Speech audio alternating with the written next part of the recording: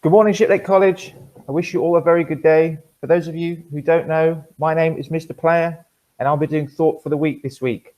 I'm feeling a bit of pressure because I know you're all back at school for the first time in ages and maybe watching this in tutor groups. Don't worry, I'm not going to take up too much of your time. Now, some of you will know that I'm one of the history teachers. You're going to say, okay, great, here we go. It's going to tell us about the past. Exciting. Well, you'd be absolutely right. So Monday was International Women's Day, and this month is Women's History Month, as opposed to International Men's Day, which is in November. This is the time when we remember, celebrate, and commemorate the important role that many different women have played in history, some remarkable achievements and crucial steps in the ongoing struggle for equality. The first International Women's Day was in the United States in 1911, with men and women wanting to highlight lack of female rights, including lack of suffrage, which is the right to vote. They were raising crucial issues which had been overlooked for a long time, where women were still treated as second-class citizens, and where they didn't have the same opportunities, pay, or legal treatment. Since then, and partly because of moments like this, enormous strides have been taken. But this is a moment to recognise not just how far we have come, but how far we still have to go, including in the UK and very much in a global context. Speaking of history, for a long time, the role of many women on an individual and a collective note has not been given the attention it deserves. The pantheon of heroes still remains largely a boys' club. Our public squares and spaces remain dominated by men and their achievements. A mere 174 of 828 statues recorded by the Public Monuments and Sculpture Association are female. That's roughly 1 in 5, and only 80 were named after women, in comparison to 422 of the male statues. Well, you take Queen Victoria out of that number, such as the statue of Reading Town Centre, you might have seen it by the Marks and Spencers, that already unrepresentative number further plummets. Of course, women's exclusion goes back to ancient times and has existed throughout history. The American Declaration of Independence, signed in 1776, reads, "We hold these truths to be self-evident that all men are created equal." As Abigail Adams pleaded with her husband, John Adams, one of the principal founding fathers, and later the first vice president and second president, she said, "Remember the ladies and be more generous and favorable to them than your ancestors, to no avail." She also said one of my favorite quotes, "Great necessities call out great virtues." What great virtues have been overlooked or lost to us? We all know Winston Churchill and Charles Dickens, Mahatma Gandhi, Nelson Mandela and Martin Luther King, and rightly so. But we can do better and we must do better, and this starts on days like today. Let's have those conversations about women who are overlooked or silenced in history and remember their contribution, all shapes and sizes.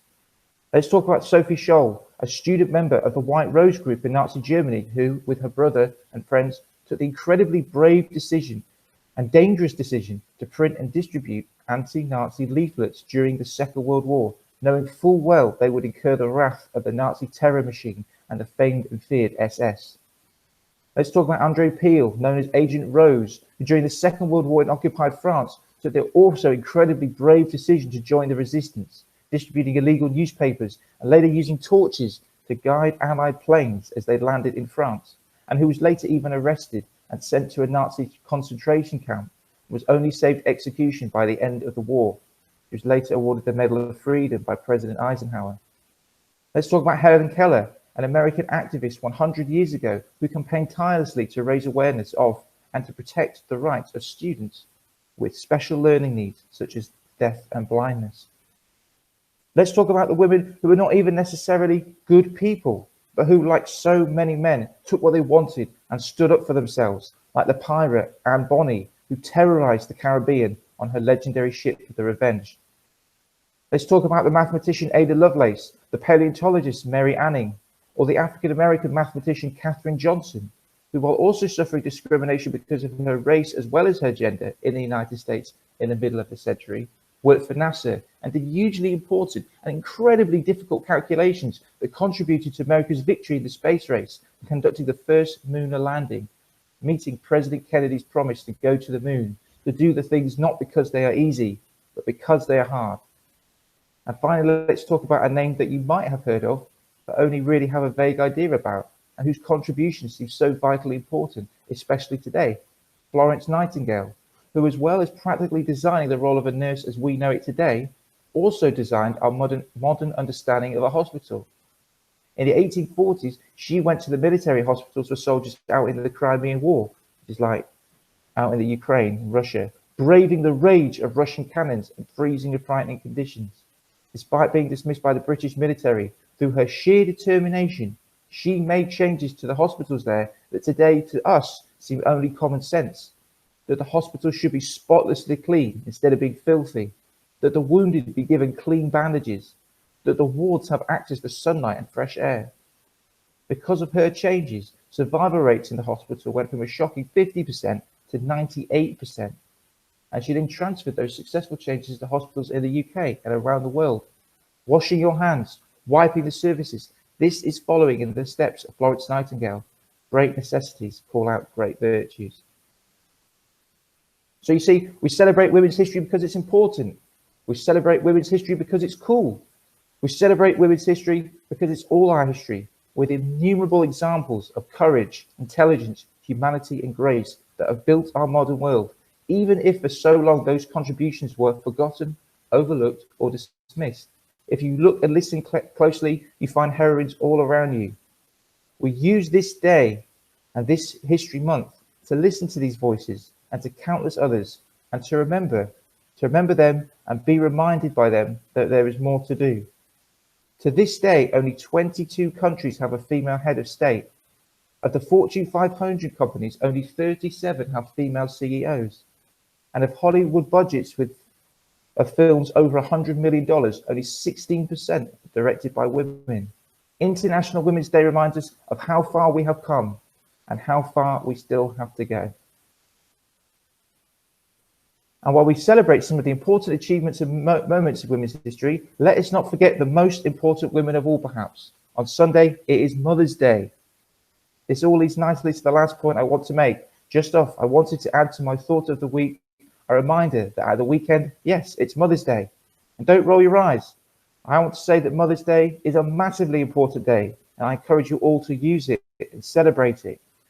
Take this opportunity to show your mum how grateful you are, how awesome she is, how much you appreciate what she does for you, and how you're there for her. Don't forget how much your mum does.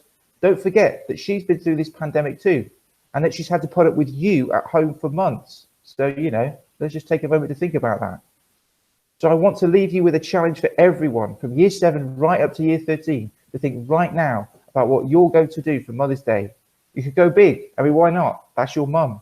Gift, flowers, chocolate.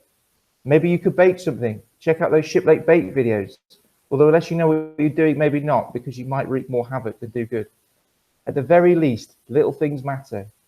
Make the tea, make the breakfast, do the laundry, mow the lawn now the spring is starting.